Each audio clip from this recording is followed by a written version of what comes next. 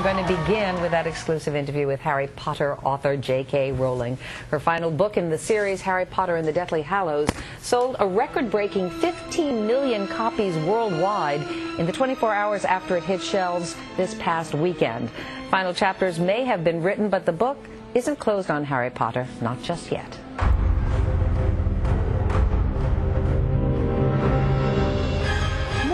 Laughed Harry. More than the two that attacked us, you mean? Of course there are. There are hundreds, maybe thousands by this time, seeing as they feed off fear and despair. Once I'm 17, all of them. Death Eaters, Dementors, maybe even Inferi, which means dead bodies enchanted by a dark wizard, will be able to find you and will certainly attack you.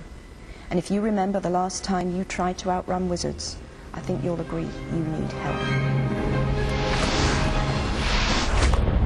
It's finally done. I know. How does that feel? Incredible. Incredible good? Incredible bad? A little bit of both? Or? At the moment, it feels great, to be honest with you. It feels, this is a really nice place to be.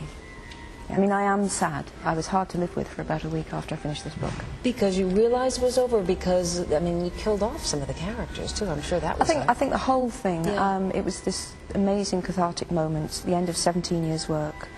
And it's very much tied into things that I've done in my life for 17 years, so it brought back a lot of memories. Yeah, because when you started, you were not in the same place you are now, by any means. You know, life has its ups and downs, so Harry's been with me through a lot. I think it was that feeling, more than any other, that I wouldn't have that world to retreat into again. That was painful. Do you feel like you've had to say goodbye to Harry?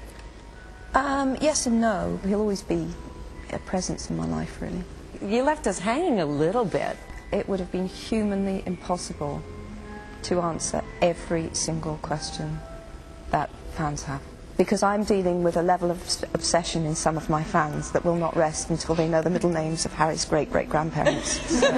Well, yeah, people have gotten a little obsessive. No, I love it. I'm all for that. I'm delighted they feel that way. I know all you guys have a lot of questions, so we're going to start. Omar, let's start with you. Okay. I understand you mapped out your vision of the books years ago. How far was book 7 from that original idea? It's really close, particularly the last third of the book is as I always planned it. It really is. The only exception would be that one character appears in that last third, and I thought that character was going to die in book 5 when I started writing.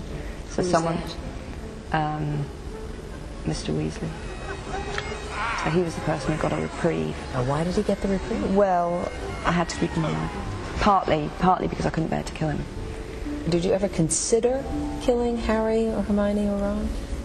Yeah, definitely. I'm very proud of the fact that as we went into this book, many readers believed it was a real possibility that Harry would die. That's what I was aiming for, that you really felt that anyone was up for grabs. But did you worry at all, Jo, when you're writing the book, that you might have just devastated a lot of kids by taking Harry or Hermione or Ron? Of course that affects you. I can remember meeting a boy who said to me, please never, ever, ever, ever kill Hagrid, Dumbledore or Sirius.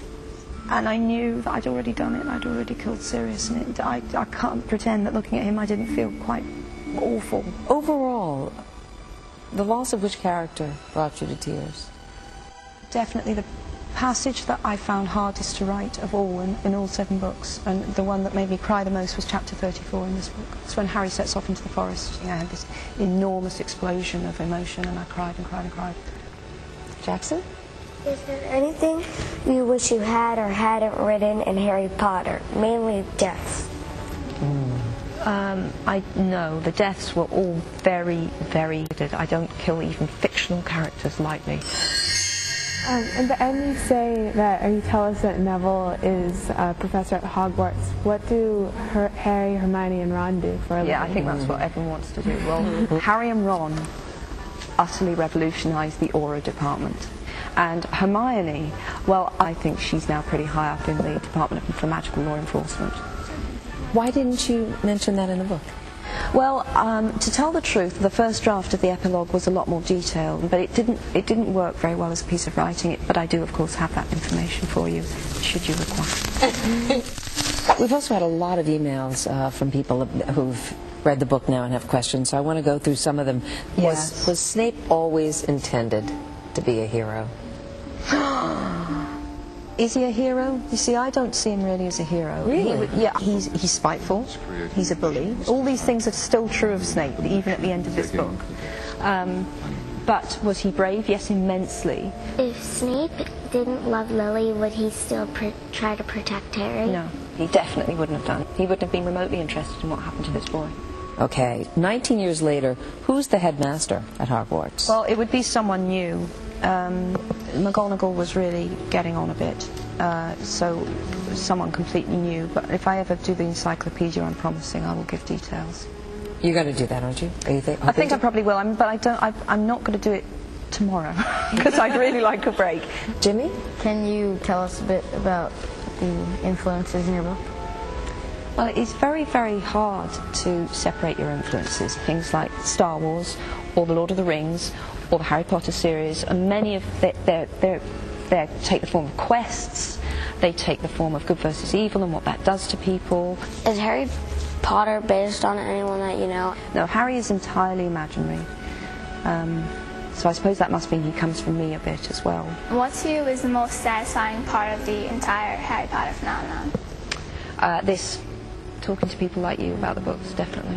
Do you plan to write more books after this? Yes, definitely. I will always write. I can't imagine stopping writing. It's I mean, I've literally been doing it since I was 5 years old. I've always been writing, so I will still write until I can't write anymore. Will you write about, like, Wizarding Worlds, or will it be totally different? I think I've kind of done the Wizarding World. And so you can look out at these sweet, innocent faces and say, there'll never be another Harry Potter book. I've done my Harry Potter. Is she really done with the Wizarding World? I'm not so sure. You'll have to watch more of that exclusive interview with Harry Potter author J.K. Rowling tomorrow. Just the two of us, one-on-one. Her thoughts on the characters who lived, the ones who died, and how her late mom has had a huge impact on what she writes. And on Sunday evening, Dateline will present a special Harry Potter hour that is at 7, 6 Central.